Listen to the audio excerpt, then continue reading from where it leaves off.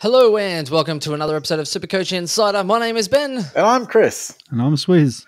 And thank you for joining us. This is a new day, ladies and gentlemen. It's a new dawn. It's a new life. It's also a second recording at the moment as well.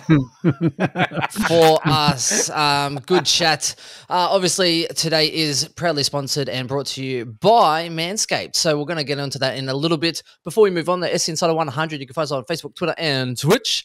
Also on all the audio platforms as well. So Spotify, SoundCloud, Stitcher, you name it. And Chris on the YouTube. Yeah, search for us for Supercoach Insider. Actually, I think we're up to like $12 per 1,000 now, guys.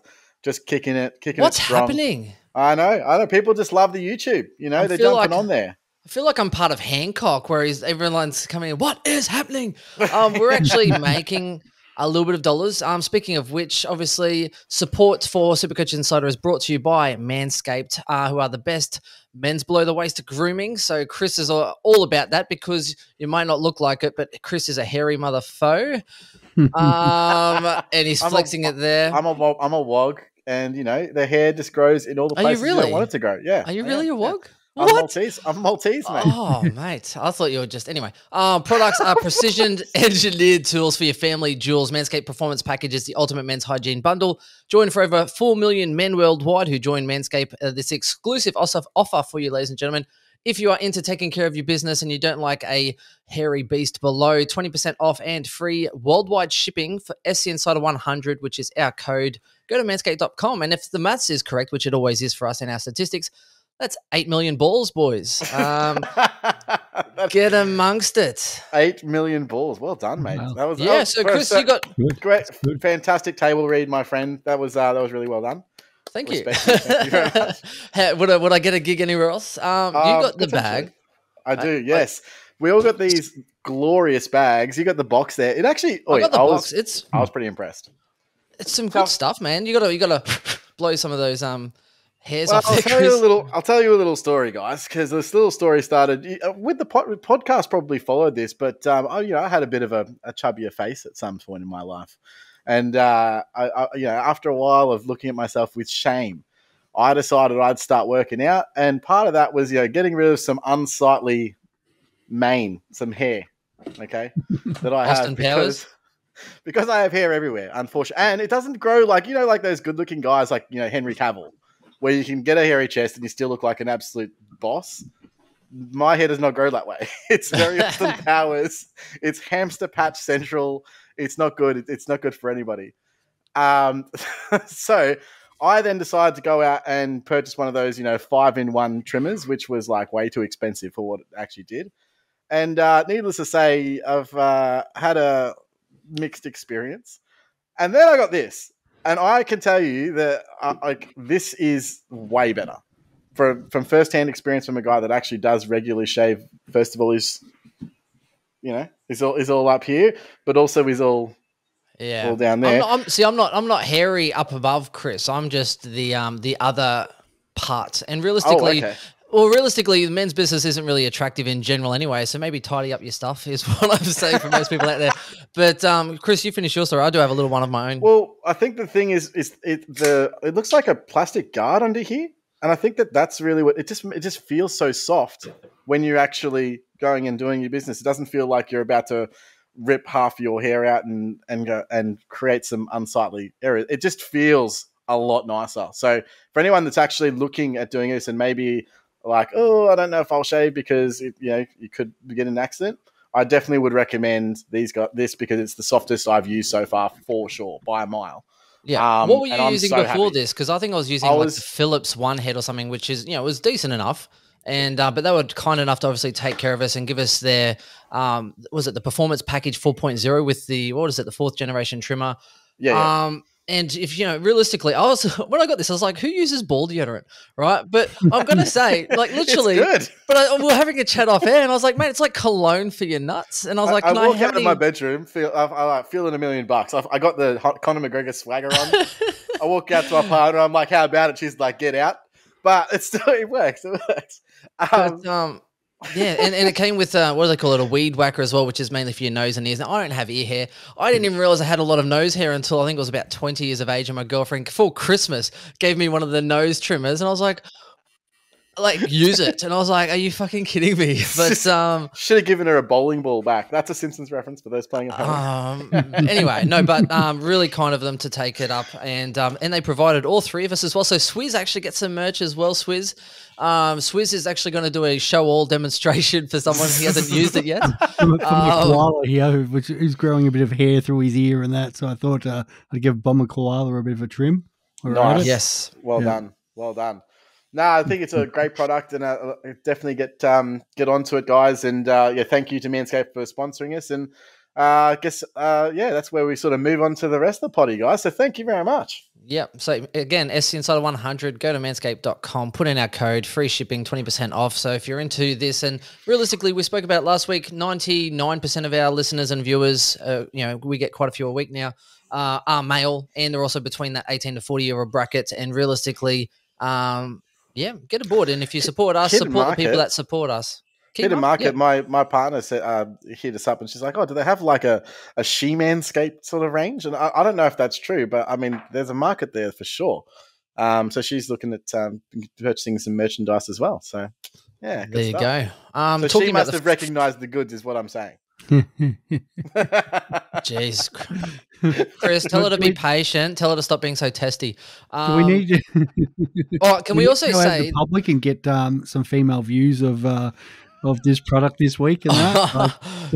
Anyone want to volunteer, get their Tinder account going, and all of that is complete, honest, and genuine feedback, because I've used it this week. Chris has used it this week. Swizz is using it on a koala. But and also we can't go up. We're not saying anything false. I mean, realistically, if Chris had this before, he might not have hypothetically been divorced twice, Chris. So hypothetically speaking, we're not saying it's not the reason, but we're also not saying it's not the reason. Correct. So, who knows? Strangling your cougar.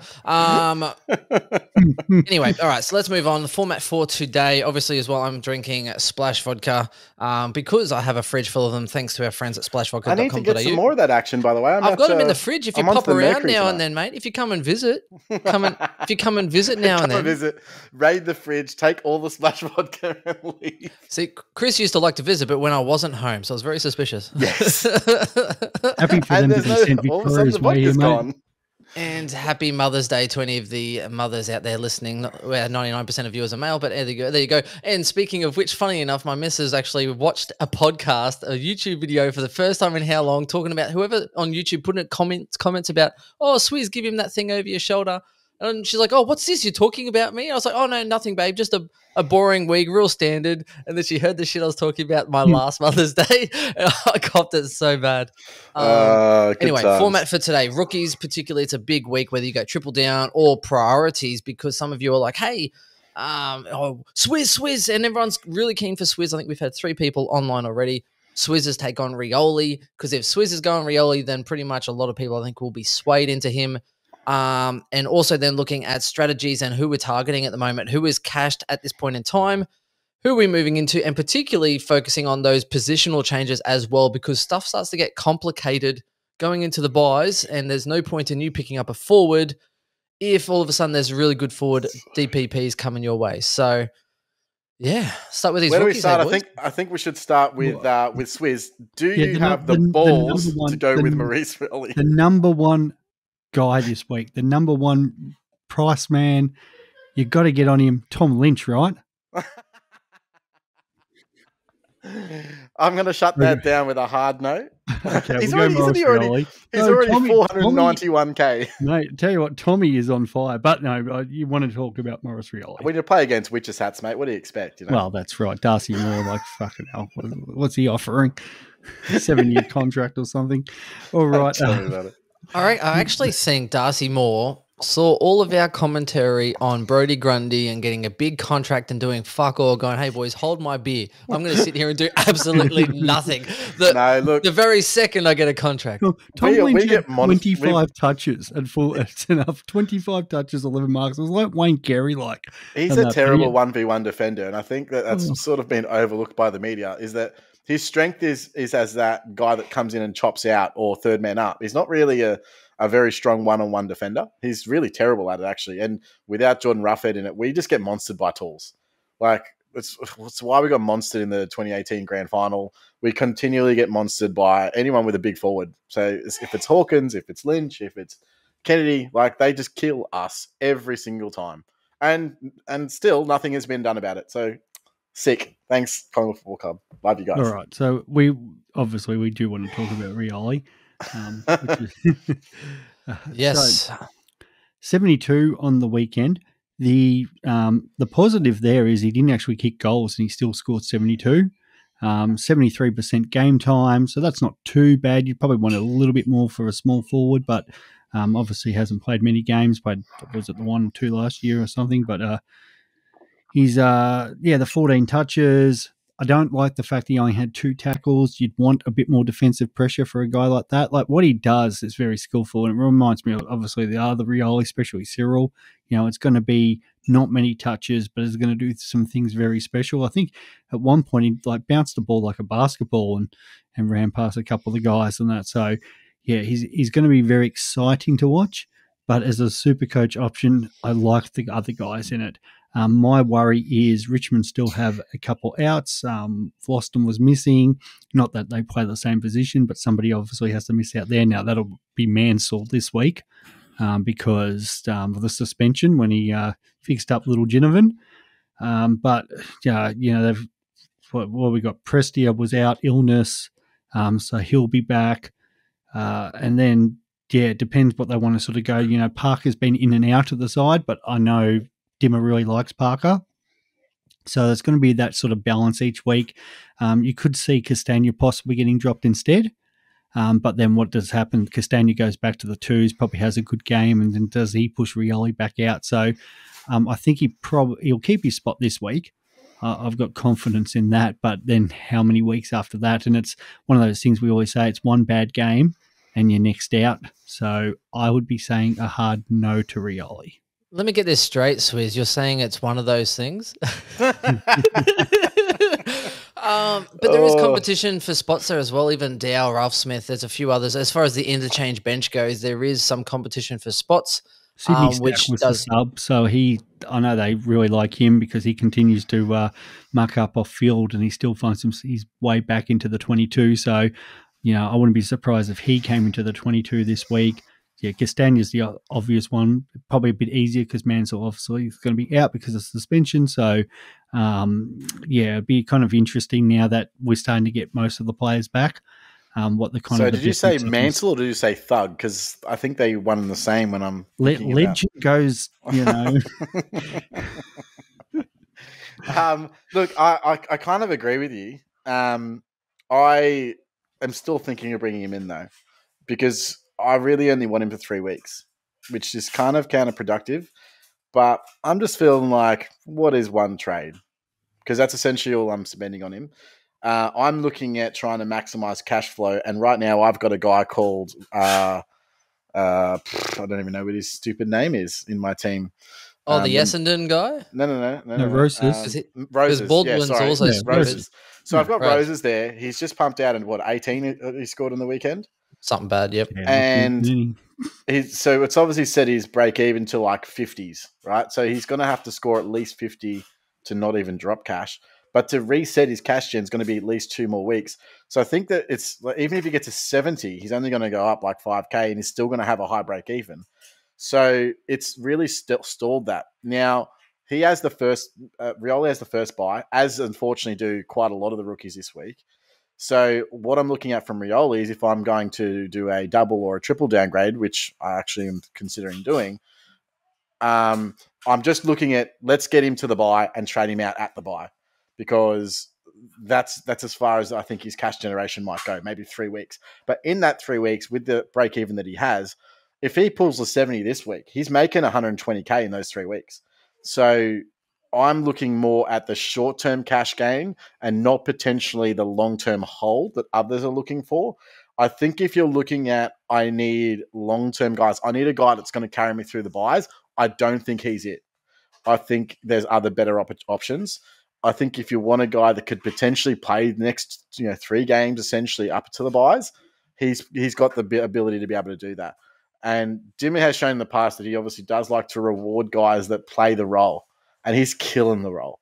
Small pressure forward. He tackles like a machine. He chases. He does all those like forward pressure things that you really need that sort of young blood to come into the team to do, and keeps the other guys on their toes. I'm not saying that he's going to be a good long-term option, because I don't think he will be. As I said, I think he's only got a few games in him, but I'm optimistic that he'll be able to get us to the buys, make 120K real quick, like bang. And by the time he does that, Roses is going to still be languishing at around the same price. So that one trade is going to net me that extra 80 to 100K. So that's what I'm looking at from my point of view. Yeah. That's the painful part with those Carroll, Rioli, Hamilton. Realistically, they all have the first buy. So I'm considering something similar as far as Hamilton, trying to make some of that quick cash to sort of move on. And hopefully there'll be some rookies either first, on the bubble, hopefully, or at least just premature in that sort of buy period to be able to sort of free up some cash and have a body on field. It's an interesting one for me. I haven't put Rioli in my side yet, though. I think we talk about Hamilton next, because they kind of go in conjunction with each other, because that's the mid-forward option as well. So Hamilton, I like a little bit better because he's that $20,000 cheaper. Playing defence, played 90% on time on ground. So I kind of think there's Cameron backing him in a lot more, and because of the role he's playing, where Rioli's more, he's doing the spurts off the bench. Yeah, that game time is kind of low. And obviously, Morris has got to develop his tank so he can stay out there longer.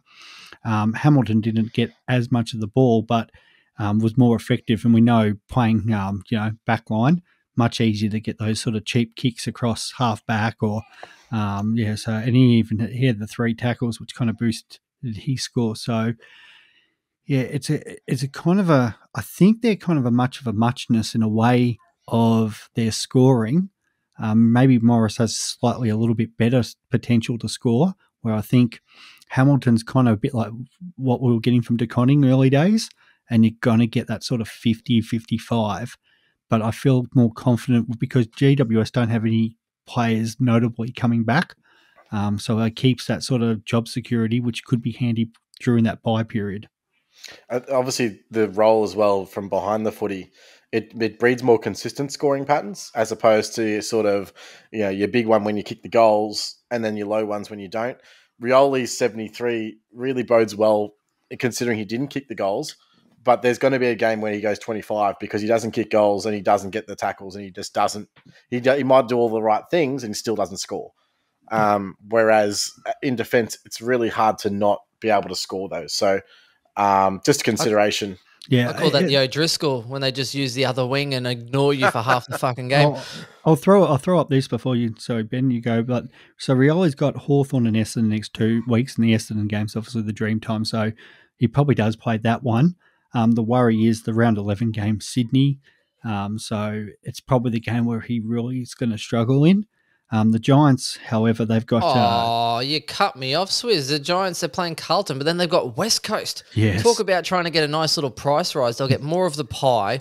They play the Lions before their bye, but that West Coast good score hopefully coming will then promote that cash generation. And if you're lucky enough to keep him round 13, North Melbourne, ladies and gentlemen, in that bye round with best 18, he could go well. And it's one of those not one of those things. It's one of those ones. The team generally gets more of the pie, so it's easier. Players, it's easier to scrape through a 60 or a 70 when your team's winning. If the ball goes into that defensive line, so if it goes into GWS's defense, then it can usually leak out a bit quicker. So it'll be link up, bang, effective kick.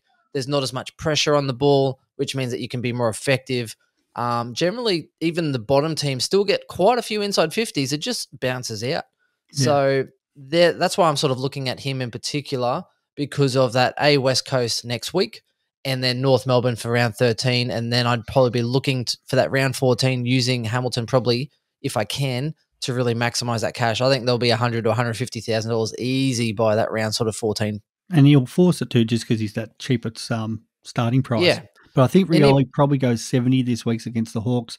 Dreamtime, it could get a big occasion for him. It's the big night for Indigenous players. So there's a big chance he might score well, but sometimes the Indigenous players don't play as well on that because it's just such a big occasion, especially with the younger guys. So I feel like he probably goes like a 50 and then gets Sydney, and he'll get absolutely smashed that game. Where Hamilton's going to see a bit of ball down the back line because obviously the Blues are flying. The West Coast game, they're just going to rack it up all day, and then the Lions, though he's going to probably have to be there with McCarthy and Cameron and that, there was a big chance the ball's going to spend a lot of time in that Giants back line against you boys. So I feel like he's got the opportunity to rack up some ball there as well. So that's why I like Hamilton better than Rioli. Yep, me too. And that's why I think it's reliant as well with the positioning. So realistically, I think Whitfield started playing forward or half forward flank wing, which then freed up that spot behind the ball. Even then, Whitfield played sort of forward flank and wing, and then they threw him into the midfield. I think it was third quarter because they weren't capitalizing on their hitouts. They weren't actually driving forward and going with purpose inside 50. So that's also something to note. But one thing that was for certain is that Whitfield wasn't actually going back behind the ball. So I don't mind him there. The next one is Carroll, 123K as well. Now, this one probably causes a little bit of divide, I think, in the SC Insider crew here because I'm pretty big on Carroll. Now, I know it is dependent on Hewitt because if Hewitt goes inside, Carroll's been playing wing particularly, and Carlton have a lot of midfielders. They have a lot of midfielders that are kind of forced to go outside when you have, Chera, Kennedy, Walsh, guys that are still good enough to be inside of probably any other club, especially West Coast. It does create an issue. So it might be instead of Carroll starting on a wing, maybe it'll be him starting on a bench, getting less game time, getting less opportunities. And again, on the wing, if they use your side, wonderful. And if they don't, then they can pretty much bypass you.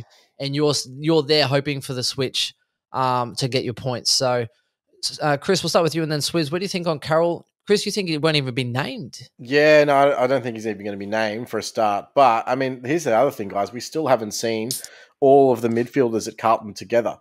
So Kennedy obviously has come back while Stewart's been out, which means that this is the first time that we're going to see Hewitt, Kennedy, Chera, Cripps, Walsh all in the same team. So that can only mean bad things for Carroll's job security. And I know he's obviously been playing more in a wing. I like the crush there. Keiju crush. Right. So I can't imagine that's a good thing for Carroll at all. He's half a bad game away from being dropped. So, look, they'll probably try and squeeze him into that mix, but if it doesn't work, he's the first out. I think he's got really bad job security.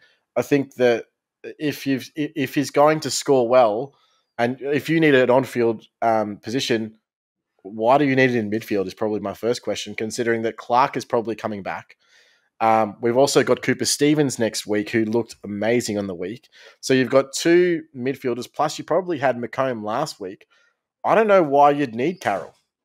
So it seems like a massive waste of a rookie spot if you're looking at Carroll. He seems the worst out of the three mid-only rookies in regard to Clark obviously being the best. I've rated Cooper Stevens highly for years. He looked brilliant on the weekend. I actually do rate. He's had another year in the system. Yeah, I just think Carroll, to me, is going to be really fighting his way to try and keep his spot. And I know that Cooper Stevens, you could probably argue the same there, but I don't know why you take the risk. Doesn't make any sense to me, especially when he's got the first bye. Yeah, none of that really makes any sense to me. Maybe he'll improve end of the season, you know what I mean? Because I heard particularly end of the year, Carroll does his best work around Christmas. But also, I did hear, Chris, I sent a little bit of an email. It was a real quick one, just a memo, hitting up Carlton, just actually trying to find out what's his job security like. And apparently Paddy Dow hasn't played a game yet this season and is putting a lot of pressure on him. Hey, just they could use someone that can't use the ball. I was about to speak about that actually, mate. Could you 0 games. Yeah, he's putting pressure on Carroll in the VFL squad because Dow's not even playing VFL. I will speak about that because Carlton had one of the biggest almighty chokes in VFL history on the weekend, one under Frankston. I think they were about 7 or 8 goals down at 3/4 time against standalone Frankston, and Frankston came charging home. They kicked, they get there about 10 goals in the last quarter, and that's one to look at. Will Fordham, mid-season draft, former North Melbourne player, just keep an eye on him. But up to that stage, Paddy Dow and Lockie Fogarty had absolutely dominated that game. Fogarty had, 28, and I think it was 12 tackles. Paddy Dow had 33 touches. So 28 and 12. Lockie Fogarty had 28 and 12 tackles. Surely that's a reprise. I like Fogarty. Yeah. So he's gone 130 AFL fantasy. You've had Paddy Dow just absolutely rack it up 33 times and that. So I mean, work that out. Chris, Fogarty does his best. Fogarty does his best work early in the morning. His puns are on point today. I respect that. You know what else does its work early in the morning? So you've got those two who obviously will come in. Yes. Those two who will come under contention. And that's a bit about what we didn't mention with Maurice Rioli as well. Like the Tigers had a big win against Port Melbourne. And the best players for the Tigers, Jack Ross, Sonsi, who's been dominating the VFL yet to make his debut, and Thompson Dow, back from that injury. Absolutely racked them up as well. And we know how much Dimmer likes Thompson Dow. So Richmond, Carlton have players pushing for the side. The Giants VFL didn't play this week. So you're going to think there's going to be definitely no changes there. And there's nobody coming back from injury. So at least for this week, maybe, and possibly for at least another one, Hamilton in nowhere, where I probably agree with you there, Chris. I think Carroll probably stays in, might be pushed out to the sub, depending if Hewitt's available or not. But, yeah, I think Fogarty on that form will find his way into the 23. Yeah, Swizz, I've heard a lot about Sensei. Apparently he's really good at martial arts. You're on fire tonight, Ben. I'll actually pay you. He's manscaped up and he's come in with the puns. He's got the balls to put it on. I'm going balls out. There you go. Balls out. Actually, what does it say on the back of the shirt? Should I don't know. It says the same as the front of the shirt, Chris. But you can flex a bit more. But it does say your balls are your balls. Well, thank you. I'm just gonna flex the chest a bit more. Okay. Like Carroll's still turned the ball. He's still got it 18 times, and Martin got subbed off, so that's probably Fogarty for Martin. But there's Cottrell come back into the best 22. How they and then as we said, it's all on Hewitt. So and Cottrell's played well too. Dropped?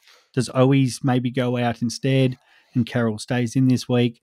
But if he stays, is he staying on the wing or is he staying forward? And that's the thing. Then does Carroll then have to go play forward? So there's a lot of question marks. I agree with you there, Chris. I think he's still, unlike you, stays this week, but his role, it's got me question marks. As much as I know Voss likes him, they're winning and they've got a lot of options. So I'd also argue that I'd still, even though he's obviously not on the bubble, if you have to get a mid-rookie in, I'd be going Clark. Yeah, exactly. So, I mean, I know a lot of people have already gone on Clark, which is fine. But yeah, like I would be doing that 100%. Especially if you need someone on field too, because me, Berry pretty much has to go out on my side, which will be part of the topic today anyway. But Berry out, and if you need to have a rookie on field, then Clark's probably one that a lot of people are going to have on field, or at least a loop to have on field. So I feel like you're not going to be too far behind. Like if Clark only goes to 60, then I think there'll be a lot of people with him on field. So I went with Combe that's one I don't week. mind.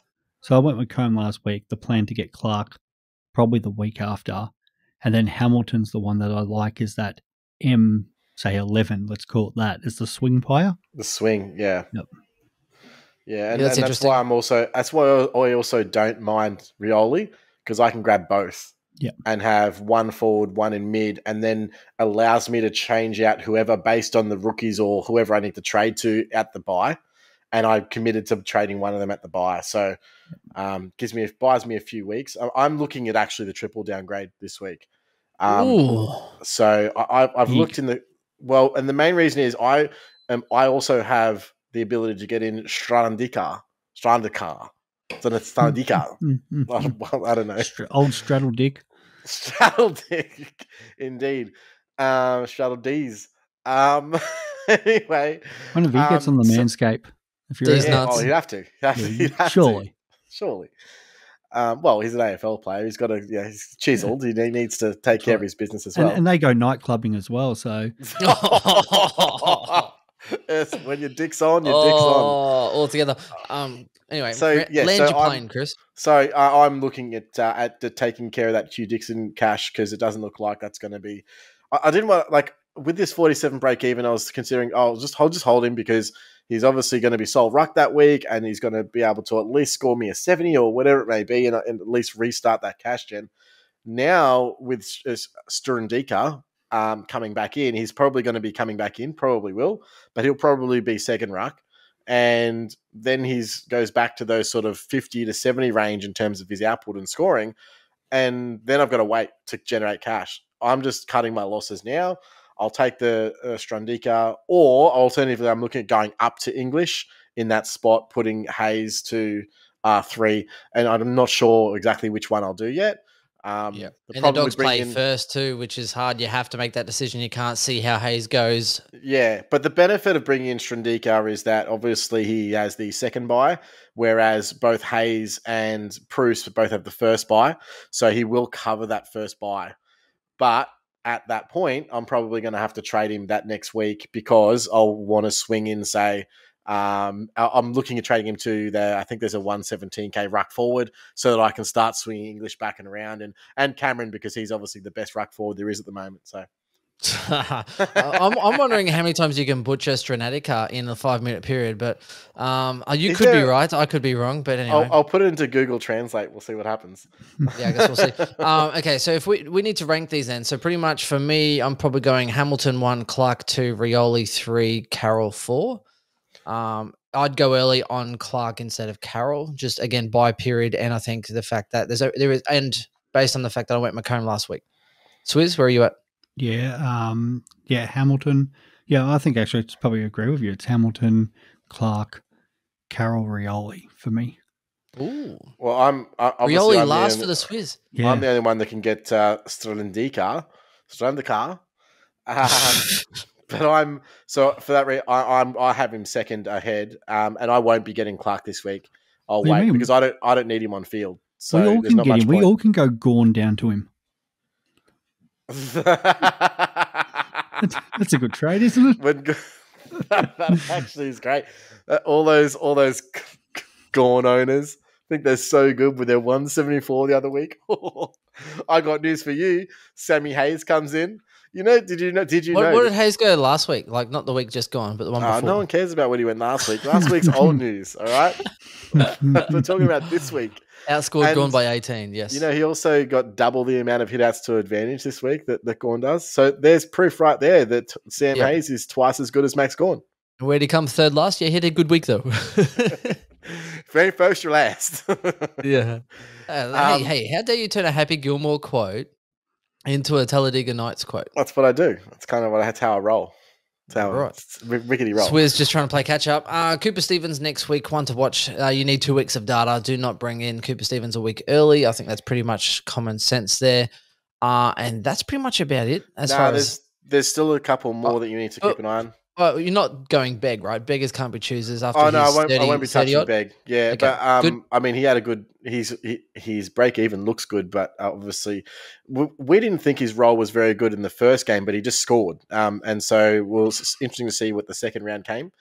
But the other ones to watch out for, just because their defense is Buku Kamas, who actually played good, but he's a forward, and unfortunately, forwards don't score well, and he didn't even score well on the weekend.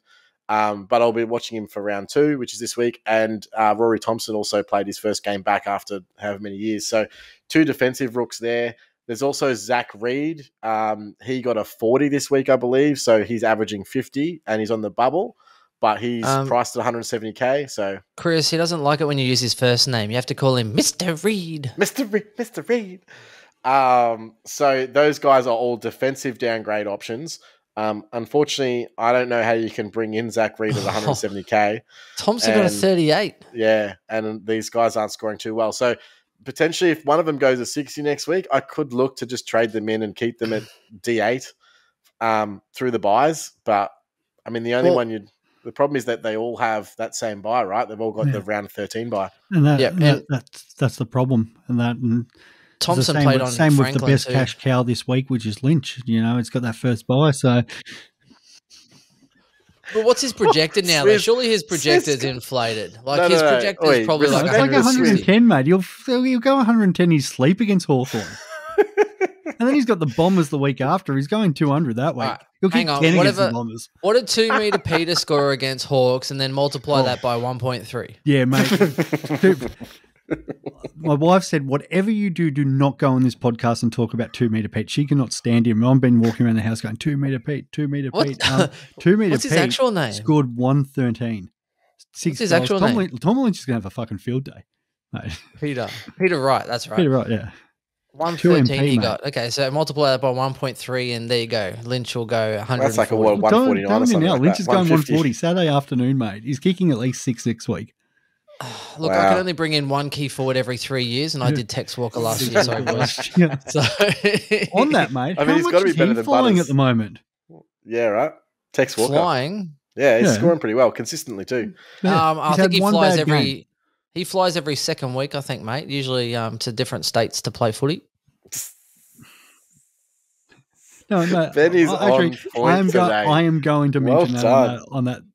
Tex Walker this year, since coming in, 107, 116, 103, 69, 104. Fucking killing it. And that's all the time we'll give Tex Walker on this podcast. Okay, thank you. All right. That covers pretty much all the rookies, Hey, right? There's no other rookies that we need to touch on.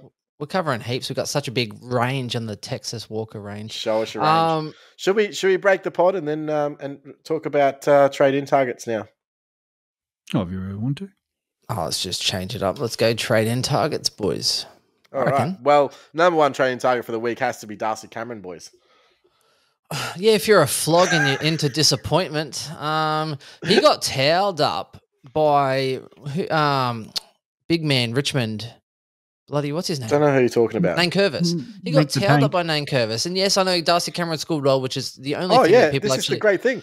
The only thing that people care about. 13 hitouts for the entire game, and he still scored 108 and didn't even kick a goal. How? Because he got 21 disposals. He took contested marks. He went behind the football. He basically played a Gawn-like game without the hitouts. That's what he did. He was around the ground everywhere. They targeted him when they were transitioning the football. He's got a lot of effective disposals because a lot of them were, like contested ball, handball off.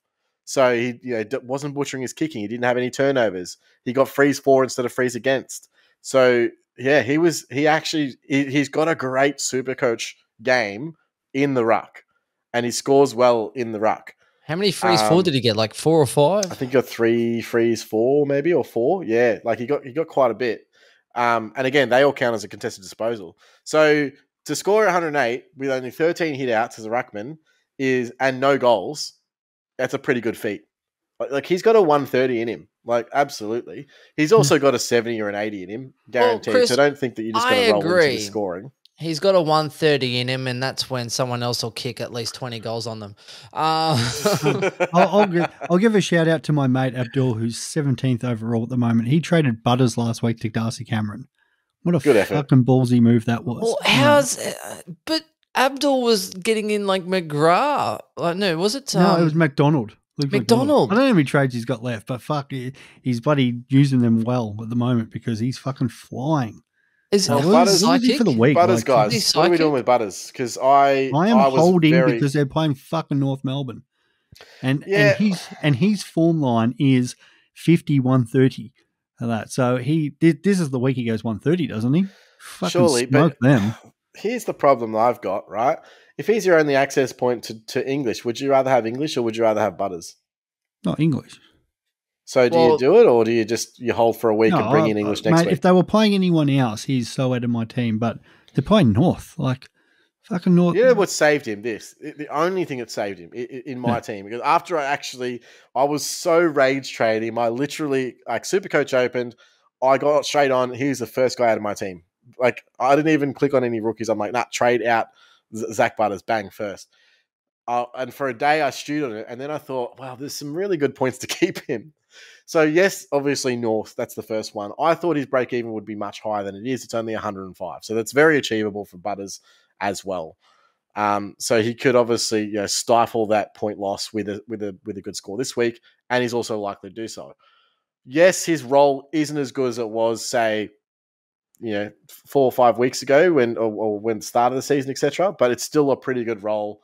He can score forward too, but he does go a little bit missing in the forward line.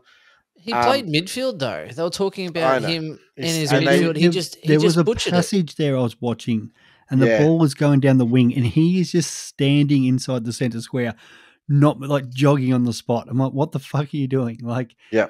run one direction at least, just any direction. Just don't fucking jog on the spot. Yeah, almost like he got a bit lost. Yeah. To And they answer your said question though, Chris, you need both of them, mate. You need Butters and you need English So because here's what I'm you committed need to now. butter on your English muffins. So Oh, you need okay. both. Thank need you very both. much, mate. That's good. I'm committed to now, first of all, obviously, because he has the first buy, he can actually carry you through the other buys as well. So there's that benefit.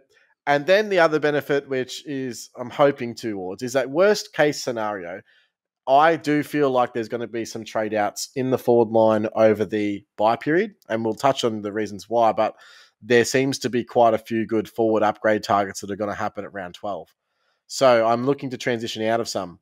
Butters is one, though, who could be just about the most perfect M9 F7 in the history of the game, in that he's very easily an avoid if he drops a 50 and very easily a take if he drops a 120, because unfortunately his scoring seems to be that yo-yo.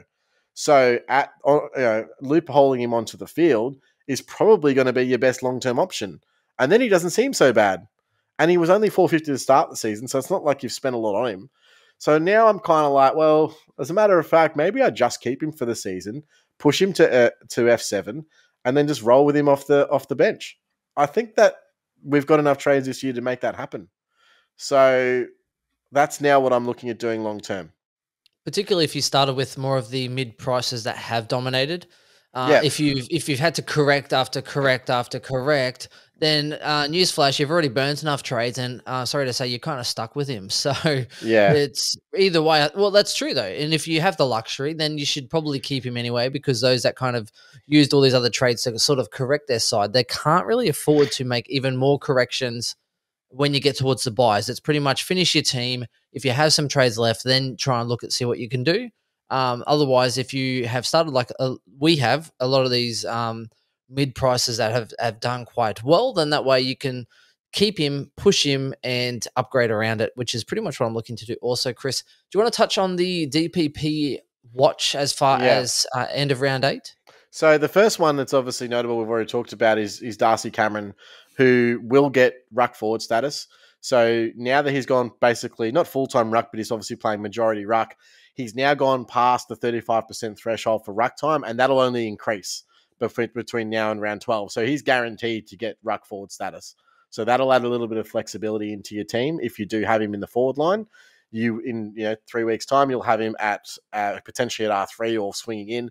He could also be a great long-term F7 R3. However, he's got a time limit on him. So one thing you got to be aware of is that as soon as Grundy comes back, he is a must trade. So just be aware that his scoring is only going to be good for as long as he's playing major ruck minutes. Otherwise, it's done. Outside of that, you've got Bont, who currently, if I were to pause the season, he's on 37% also, and it looks like he will be getting forward. However, that trend has to continue for the next couple of weeks for him to play over 35% forward for that to be guaranteed. I think that helps with Bont as well. He's had a few niggles, so I think they might kind of try and still nurse him for another round or two. Yeah. But if he gets forward, he's guaranteed in my team. The following week, they play the Suns, I believe, up in Ballarat, which you would think there's plenty of time for Bont to rest forward in that game. Yeah. And I think, I think that he's the number one. He has to be your number one trading target, because I think even as a forward, he probably still goes between 105 to 110, right? So even then, he's going to be top 3, top 4 forward. So you have to have some way of getting him in, because he'll be too good to miss in the forward line on the back end. So you've got to keep some room for your pudding, ladies and gentlemen. Right. And then we've also got Bayley Smith, who also is currently on 37%.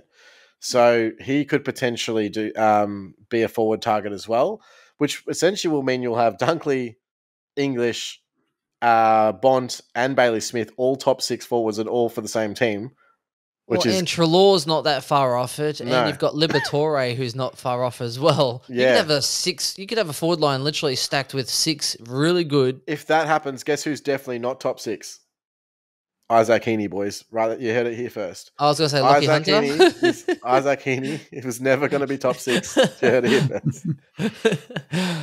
Definitely not Lucky Hunter. No. So those two are really important. I think they're probably the most important that look like definitely going to make it. Outside of that, there's not really any notable guys at this stage, but only because those guys look like absolute marks. And I'm looking at guys like, okay, so if you've got a round 14 rook, obviously they have the round 13 bye. That's who you got to be looking at trying to trade up to these guys, or maybe even holding Nick Martin past that round 13 bye and then trading him in round 14 to these guys, or there is a couple of different options. That's why Darcy Cameron's such a big appeal this week. Right. Cameron straight to one of those guys. And he'll be 500K by that time, in my opinion. So it'll only be, and the way that Bont is, he'll only be 550 to 570. Bayley Smith probably around about that 550 mark. So definitely can get a Darcy Cameron there. Even potentially Will Brodie. I mean, I know he's averaging very well, but is he 110 well? No. So you can get a 10 points bump. I'm going Will Brodie, plus you get the gain of having him on field that week. So maybe store some cash for these round 12 forward premiums that look like they're going to happen. So and Brodie plays Suns and Pies next 2 weeks, so he could effectively go 110 the next 2. Unfortunately, he plays Melbourne and Brisbane after that, but his break even should be low enough it won't affect him if he has a lower game. And it might be a good time because Freo's draw does get a bit tougher after the buys. I think they've got St Kilda away, the Swannies, Melbourne, Dogs in there. It could be a good little upgrade. So I think also at the end of the day, you go, mate. I was going to say also for Collingwood, Cameron. So I'm not the biggest advocate, but I'm thinking about going there because everyone, I think, people that will go there will get rewarded, and it gives me these weird Marshall vibes from a couple of years ago where it was 330K and everyone started to jump on Marshall this, Marshall that, and I completely ignored him and it hurt me. After you go through the Dogs and Fremantle, who probably have some of the better rucks, particularly if English is back in, who's not necessarily a big tap ruckman anyway, but Carlton have De Koning. I would prefer if English was playing this week compared to Steph Martin. From a physicality standpoint, I think that Cameron's got a better chance to win more hitouts this week if it's English versus Martin. So that makes sense. And I wonder if the Dogs actually pair the both of them for some weird reason. And if that's the case, I'm not picking up English until the you're right, dropped. Ben, about the Marshall vibes, because I don't see Grundy playing again this year. He's still listed as 10 weeks. So what's that? Takes him round 18, round 19. Are the players really going to, unless you are in contention of making finals, you're not bringing him back. Well, the injury report today said that they didn't go surgery route with his PCL. They went with the natural healing process, and he's in a brace right now. He's got another week in that brace, and then they reassess after that. So if they reassess after that and then they need surgery, he's definitely gone for the season. Like, absolutely. So next week will give us a lot more information, but at this stage, we don't know is the answer. But if it turns out that next week we find out that he's come out and he's had a setback or he needs surgery or whatever it may be, Cameron's got to be a lock, like an absolute lock, right? He's going to go probably 100 in the forward line. Yep. Maybe that might not be enough, but I think at his price for a switchability and backup at F7 R3, I think it's probably worth it. Yeah. Even then, if English goes into your ruck line, then he's on field, or you can throw him in there. But they also played De Koning in round 11, and who is it? Lynch? Is it round 12? Hawthorn? Max Lynch. So you got De Koning and Lynch, two guys who are very inexperienced as far as the ruck line goes. So I think they're two good opportunities going into the buys. I mean, they have Melbourne round 13, which is probably going to be the hardest challenge. But even then, if he doesn't do well, then literally you're probably not going to drop much cash because his break even will be fairly low anyway. Well, Gawn's probably going to be out until at least his buy, so that makes sense. Yeah, sure, of course, and he'll just get rested the next 2 weeks. It's fine. But we're gonna be blessed with options like the dual position players, but then also we're going to have that mid-season supplement list draft that they've do. So we'll get a couple of those guys who are just absolutely smoking the the VFL waffle sandful competitions. I mentioned Fordham before, but I believe there's a couple especially in South Australia, and we've seen in the waffle those guys who have been top-up players. Wouldn't be surprised if they're actually officially added to the list, especially West Coast. I think what was it? Mountford played a couple of good games. There was a kid on the weekend, and he would be really handy for Supercoach Dean. And he's on the bubble this week, and he's 102k defender mid. So, I mean, and was it Florcina against the Lions on the weekend? Yeah. Mm-hmm. So, he's not even on Supercoach. I was because he's not. Because he was killing it. A top-up player. So you wouldn't be surprised if he gets drafted mid-season with already 102 in his score. Would that go onto his score though if he gets drafted, or is it not relevant? It's got to. Like, how can you not include his 102 because he's played a game? So comes in as a 500k premium. Comes in because he's scored 102. And the fucking screw us too. What should happen? There was one player. I think he's a key position. Deficient. We don't want him. He's a key shuffler on the dance floor. Key position. We've talked enough about Mason Cox over the last few weeks. Yeah, I know, right? Speaking about Mason I actually brought him up 2 weeks ago, and people shat all over my idea. Do you know the feedback I got because I mentioned that on my pod the other day? Because Mason Cox touted up my cousin and that. I better give him a shout out because maybe that fired him up against the Lions on the weekend because he was probably Coburg's best player, my cousin. So for a few people saying, oh, God, you were harsh on your cousin last week, then he bounced back against the Lions this week. Coburg didn't. They got flogged, but well done to him. There you go. Yeah. Maybe he just needed to give him a North Melbourne spray. Maybe I needed to do that, like David Noble type, and just fucking let loose. But what a very fucking joke that was, apologising. Now, the one that we haven't really touched on, we've touched on obviously Hewitt potentially coming back, but I mean, do we think he's actually coming back? Because I've got the feeling that he's not. Now, there was nothing today on, which is strange. I didn't see anything on Twitter today about Hewitt. Now, late last week after the game, Michael Voss said that for him to be eligible to play this week, he has to train both sessions. Their first session was today. Now, I didn't hear anything. So have you guys heard anything based on Hewitt and whether or not he trained today? No. I'm going to go on faith, the fact that he was a test for the last 2 weeks and fingers crossed. Unless the session is tomorrow because they've got a Sunday game, don't they? Yeah. So they may have had the extra day's Wednesday, rest. Friday might be that. So that'll be interesting. So, I mean, if he trains tomorrow, that means he may be named. But if he doesn't train on Friday, that means that he's probably not going to be playing. So, I mean, that alone gave me enough of I don't think I can run him and I trade him.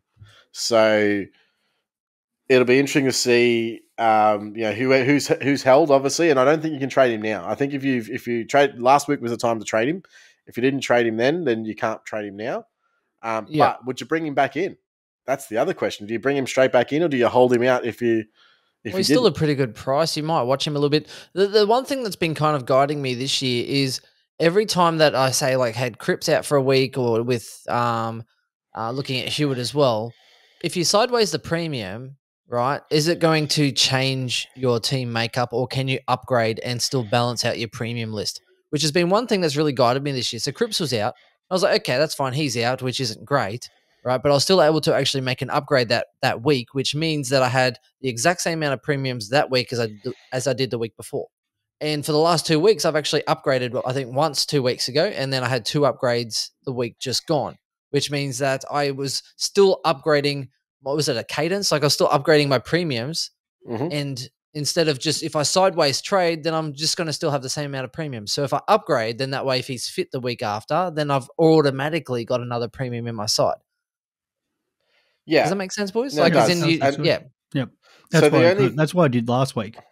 Because you're still playing the premium and a rookie on field, right? You're still playing a premium and a rookie on field, except you've upgraded to that premium and then you're taking a rookie instead of your injured player. Yeah. So that's why I used the boost last week and brought in Parker, like 2 premiums. So, yeah. Boys, I'm smashing my boost. I've only got 2 left. I'll be done with my boost next week. Now, but I don't need. I'm down to 1. I don't need him after next week. I honestly don't need them. Like, so I don't know why people are saving their boost for, because you're getting 3 trades over the buys anyway. The only worry people are saying, they're going, oh God, what if I get 3 players out with COVID and stuff like that? But if you don't have any West Coast or Freo players, you don't have to fucking worry about it. Yeah. Boys, I got 3 boosts still. I'm thinking about using 1 this week, obviously. So that would be 2 after this week. But what are you saving them for is my question.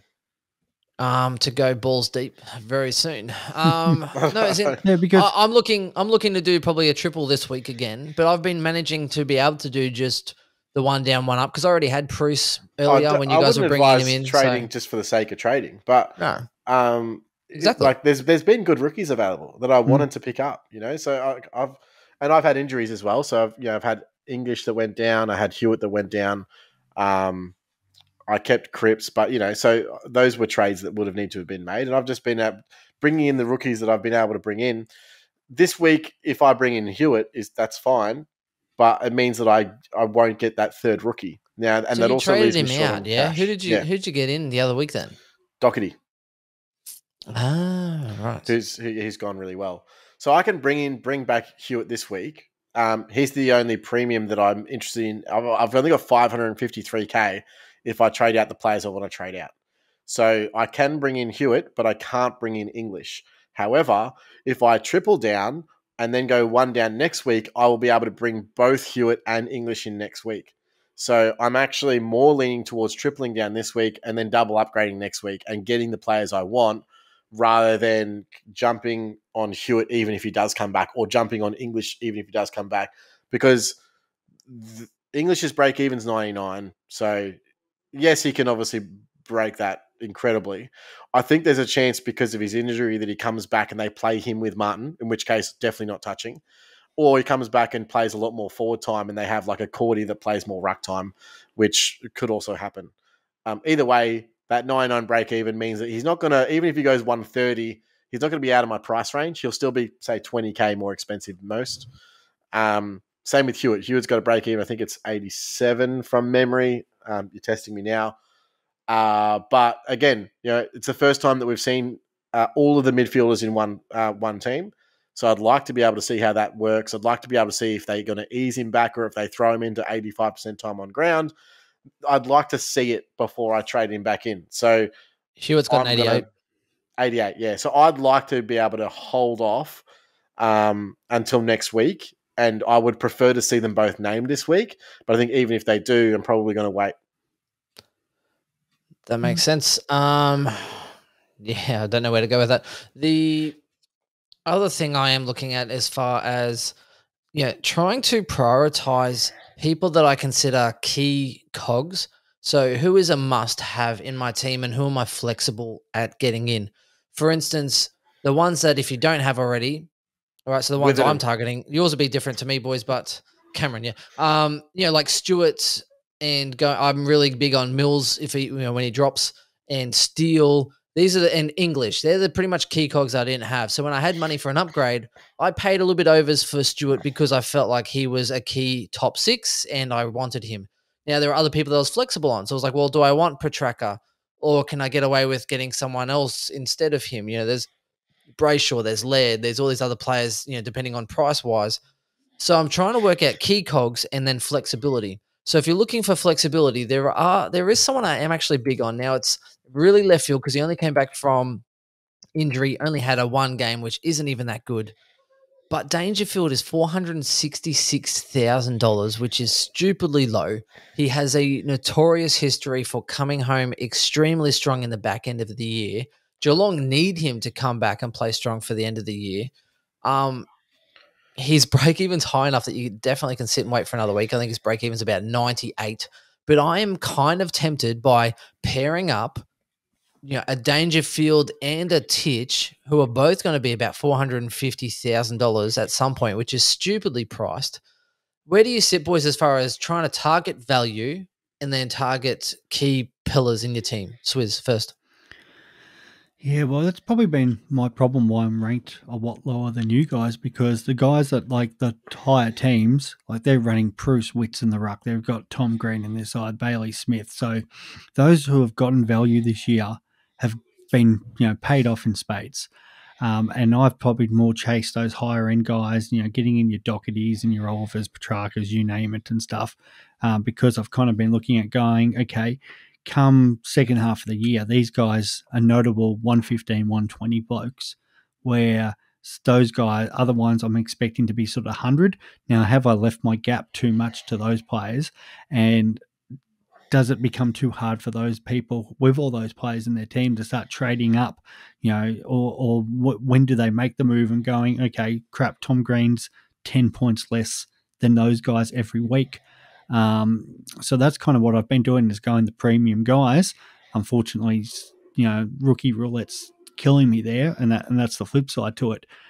But the value, as long as it's the right value, and that's the hard thing. Like, we could jump on Dangerfield and Tom Mitchell because they've got the history for sure, and I love that price.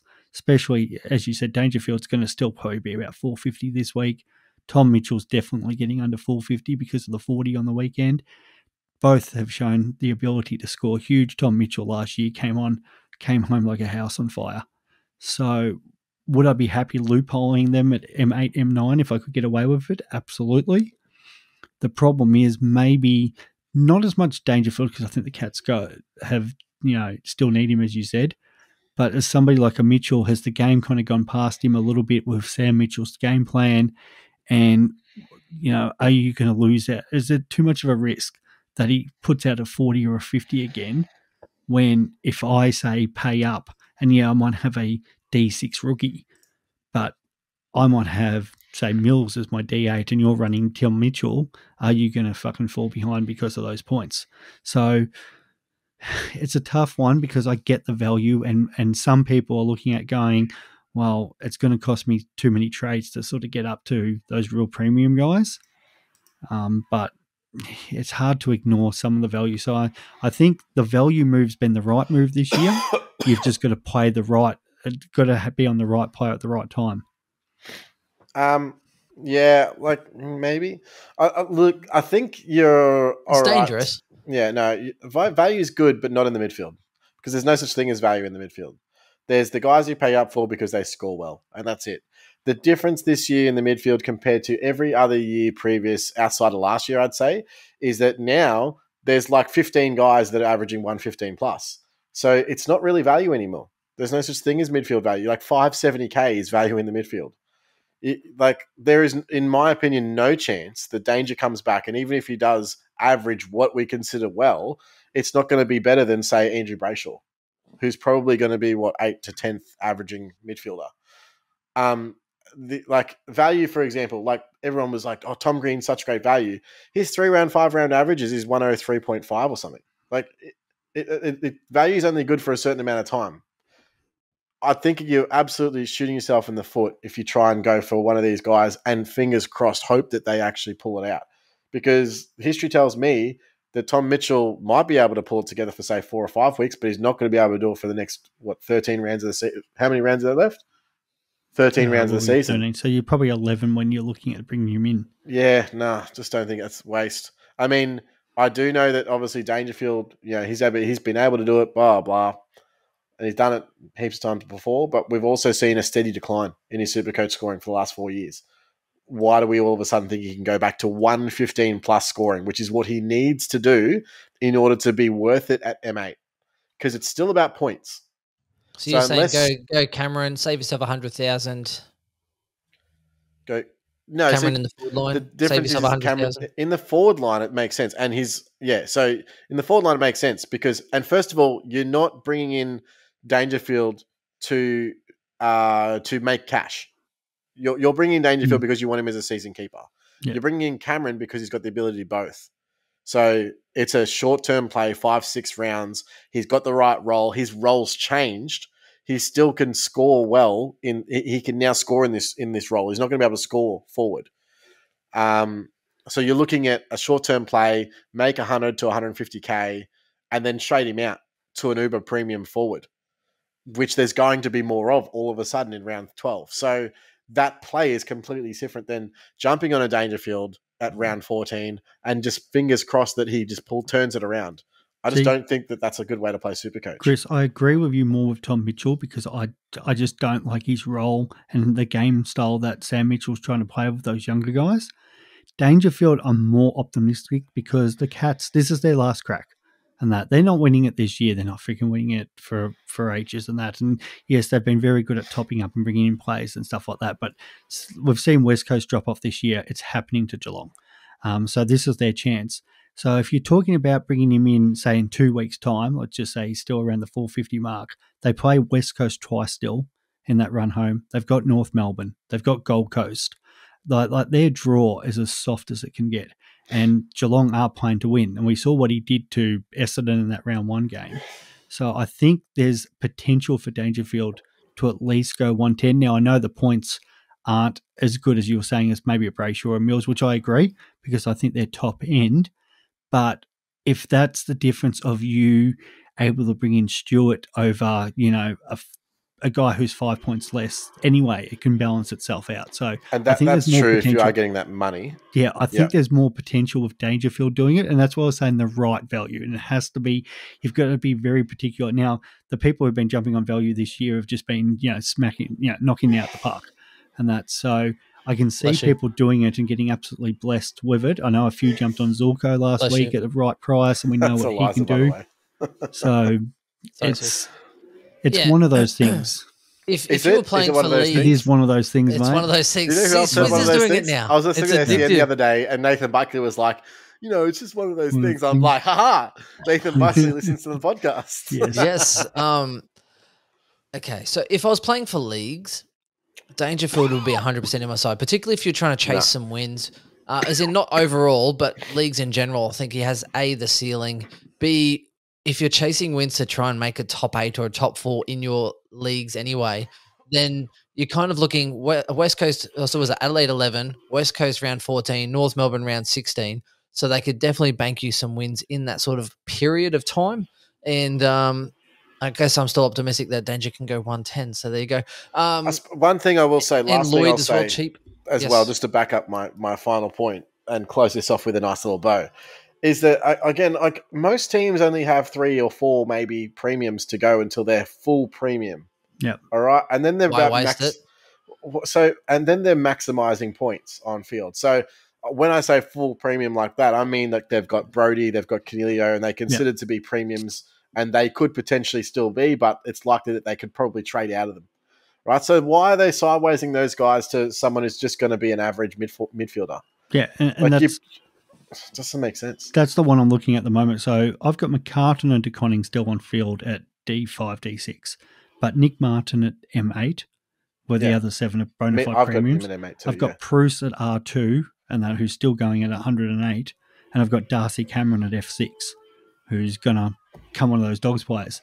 So I'm realistically, if you want to say actual non-premium, Nick Martin, who's still averaging 90, and the 2 boys at the back, McCartan and De Koning. Completely agree with you.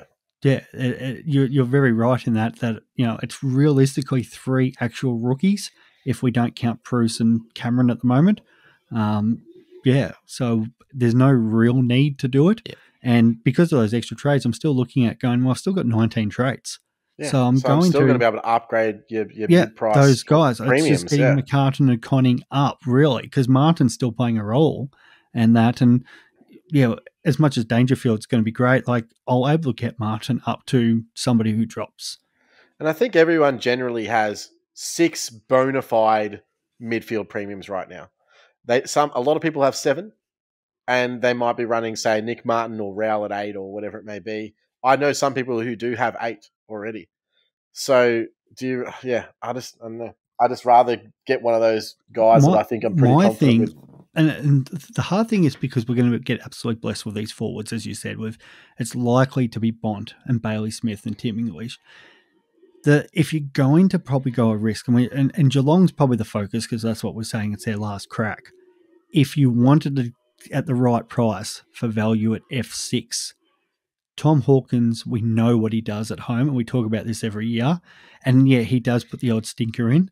But that draw where they're just going to kick bags, him and Jeremy Cameron are going to have an absolute field day in something like 6 of those 9 games, 10 games. 140, 140, that's 140 right. yet, right? So that's probably better option, because if you're running, say, Heaney, would I like Hawkins playing the Suns, North, Eagles twice versus Heaney as an option at my F6? I'm probably willing to nearly roll the dice on a Hawkins at a cheaper price because we know what he can do and he's got the history of doing it.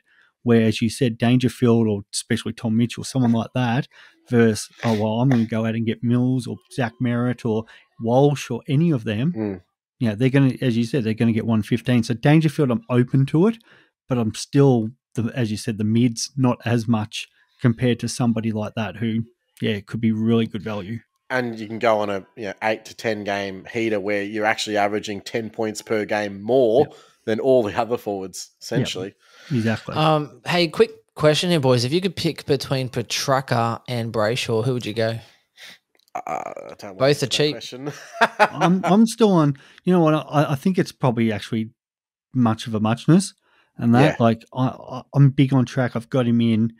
I think we still have that question mark about Brayshaw with Fife coming in and his role and that. And they've still got some good midfielders. We know what Track's doing. They played D's twice as well. Yeah, and I think when Melbourne, as much as they're winning and that, and they've got plenty of wins, I think they've still got a bit to prove when they play against sort of Fremantle. They've got to play the Lions twice, Geelong, Fremantle. So they've got to they actually got the Freo twice there. So, and the Dogs again. So the big games, they want to be proven to go, oh no, we're not just knocking over these crap teams and that. We're bona fide the best team in this comp. And I think what they got next, West Coast North, Freo at the G, that'll be a big match, but I still think they win it. The Pies. So they'll come into the buys probably unbeaten. And I think it'll drive them to be the first, and the way Gawn is and Oliver and the standards they set, drive them to try to go through this season unbeaten, which is a mighty effort. And what did Essendon do? One loss. Like, they've got the potential to actually do it, and I think those big games, Petrarca and Oliver will set themselves and go, we're up for this challenge. And I can see Petrarca going sort of massive in those games, which he's done in the past. Well, Petrarca could show up too this week and the next week. I think average-wise, though, they probably average somewhere between 115 and 118, both of them. Like, I think they're both good. I don't think what do we have? I think I had them before, like preseason track at 118 for the season, and I had Brayshaw at 115. So Brayshaw's soft draws finish up. We talked about Brayshaw being the guy at the start because no Fife and their soft draw, which Chris has lost his bet on. When you're coming around, Chris. That's why I'm avoiding going. But it's a different story for Fremantle in the run home. Now Brayshaw could still score really well, but the best option's probably Rory Laird, guys. I think that's what we need to establish. He's expensive though. I do like Laird, but he's you don't expensive. Already have him, I guess. And you know who you don't have? Oh, stop it, Clary. Max Gawn a problem. I do need to bring him in. I've been able to hold Matt Rowell, and I'm going to probably hold him until he's about by now. But he's scored all right. I just feel like he's just on the cusp of having another one of those stupidly big games, and when he does, it's going to set my week up. And I really want. I really hope that. Yeah, I just feel like it's got that one big game in him before the bye. So fingers crossed. But there's so many. You mentioned there is so many options there. Like Parrish has to be seriously considered. That again, like he's a bit of a magnet, and that he's since that he had his lowest score this year is 97. And he's put in a couple 130s in his last 3 matches. So is he a better option? We talked about Mills the drop. Travis Boak is still absolutely flying. And that, like we always say, he does kind of drop off, but 149 on the weekend. They're playing North, and I think about Essendon 2 weeks after that, then the Suns. And he's what's his lowest score this year? He's got an 88 and an 87, and his next lowest score is 117. Like, the guy's absolutely on fire. Who's that? Travis Boak. Travis Boak. So it wouldn't surprise me. It would. It would definitely surprise me. I had a look at Travis Boak today, actually, because someone tweeted us, I think, potentially. Or I don't know. I saw it on Twitter. And they said, just quietly, he's the 3rd highest total points player in the league right now. I'm like, it's not really quiet. The thing is with Travis Boak is he's generally a hot starter. He's also someone who scores in purple patches. Now, unfortunately, he's 34 years old. his best ever year was still only 109. So even though he starts scoring these purple patches and he goes big and we've all seen it, he's only ever averaged 109 at absolute max. So that would mean that we're banking on Travis Boak. Yeah, that year he started off as like a 124 or 122. He was on fire. He always starts quite well. And so we would be banking on Travis Boak being a 34-year-old player having his best ever Supercoach run at 34 and by about, 6-7 points per game to be even considered into the top 10 midfielders.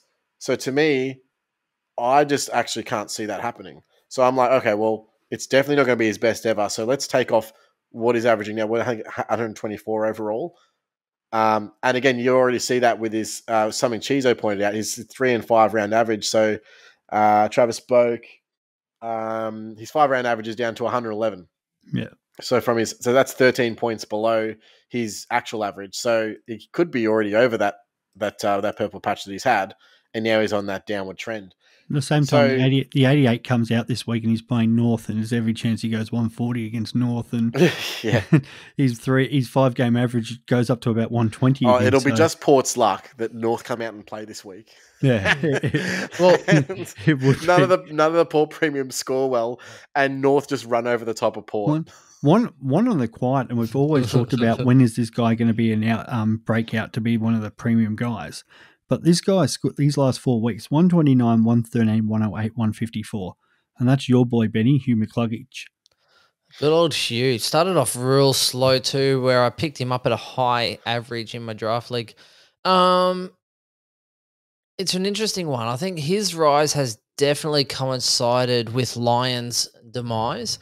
And I was talking, I think it was to Pistol, last year, because I said, look, I quite like Lions this year, but I said when Berry and Mccluggage, etc., start to really rise and take over, then it's going to be at the detriment of Lions. Now, Berry's obviously fallen off a cliff and he can get out of my side.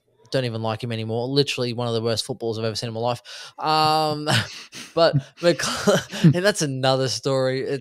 But Mccluggage is he's been playing inside more. They've been working on him to complement that hybrid inside-outside, and he's actually hitting the goal. Now, Mccluggage used to be someone who was, anytime you kick for goal, you'd be so nervous, and there's only one person that makes you more nervous, and that's Sprainer. And even then, he proved that again. He kicks a grubber goal. We're like, oh, wonderful. And so it's like, hey, Sprainer kicked a goal. I'm like, no. That wasn't a set shot. Next minute, hits the post and misses and whatever have you. So I do like Mccluggage. It's one of those when things. You compare, no, not one of those things. I'm stopping myself now, Chris. I am stopping myself the same way that Manscaped stops the pubic hair from growing too far in the region. But he could be good. Right, Mccluggage is good enough, but he still has extremely high ceiling. Maybe his base isn't as low as it was, but he still concerns me for consistency. Neil's killing it. Zorko's now getting back into the midfield. He's another option, Zorko, because Coleman coming back into that side means that Zorko's not even really getting into defense anymore. He's now playing midfield forward. So you look at that midfield matchup and how good that Brisbane are. We have some injuries and whatever have you. Leicester comes in and plays into that back line. What a great depth in Leicester. Zorko's not even needed in defense anymore. I don't mind him as a midfielder, CBA, and then pushing forward type of person. Where do you guys sit on Hugh and Zorko? Well, personally, I wouldn't be touching Zorko just due to injury history, very recent injury history. He's not even that cheap. Like, he's $520K. I mean, that's the same price as Hewitt, so I don't need him. Second of all, I don't think he might be top 10 pushing it for the rest of the season if you take out, obviously, what his previously average and just go from now to the end. But at his price, it's just too much of a risk considering his age profile, his body currently, his body for the year. We know that he's already managing an injury that he's going to be managing for the rest of the year anyway. I mean, it's basically a pick that's fraught with danger that isn't going to win you much because there's other defenders priced around the same or just more expensive that are going to be able to give you the same or more. So I don't really see the value in picking someone like that unless you just love Dane Zorko, which is fair enough. I also think, like, in terms of the best option this week, you'd be looking at Alex Witherden. So I love a bit of Alex Witherden. And, you were talking about scores earlier. You know who's gone 106, 127, 134, 152, 97? That's Hearn? Alex Witherden's last 5 games. And Shannon Hearn's not playing this week. And they're playing Melbourne, so they're going to get pumped. And guess who's going to get all the kickouts, guys? Wow! When you're speaking about his scores, Chris, you forgot the DNP at the very end of Witherden. Oh, that's COVID, mate. COVID. Okay. So, and for Hugh Mccluggage, again, he's just not in. He's not part of the top 10. I can't see him averaging 115 for the rest of the season. So for me, it's a no-go zone. He does have a good ceiling. Now, his scoring has been better. Take out Port Adelaide, but 116, 103, 80, 129, 113, 108, 154. It's not entirely bad. He does have a high ceiling. It's just... No, I know. What happened to Swizz? Did he jump out, bail out? I don't know, mate. I'm not even looking. He'll come back in when he feels like it. It's okay. He probably just ruined everything. You've ruined it. I'm going to have to do an hour and 20 of actual editing. What's going on here? Surely not. We'll finish ourselves, mate. Don't you worry. Oh, that sounded sus. Anyway, I do agree. Well, the problem's the purple patches, though. That's what I think. He scores in purple patches. We know that. We've seen it before. He has a runner of 5, 6, maybe 7 games even, and then he comes back and he's done. So yeah, fraught with danger. Both picks, don't like any of them, but each their own. Done. If you do want to support the pod and you need some new stuff for your junk, let's be honest, do jump on to manscaped.com and our code is SCInside100. And thank you very much for supporting us, and we'll catch you next week, I guess. Swizz, shit's gone crazy when Chris is trying to be the rationale and sign off. What's happening? Usually we used to mute Chris. He's changed. This guy's changed. Anyway, that is us, and we'll talk to you soon. Cheers, guys. Bye.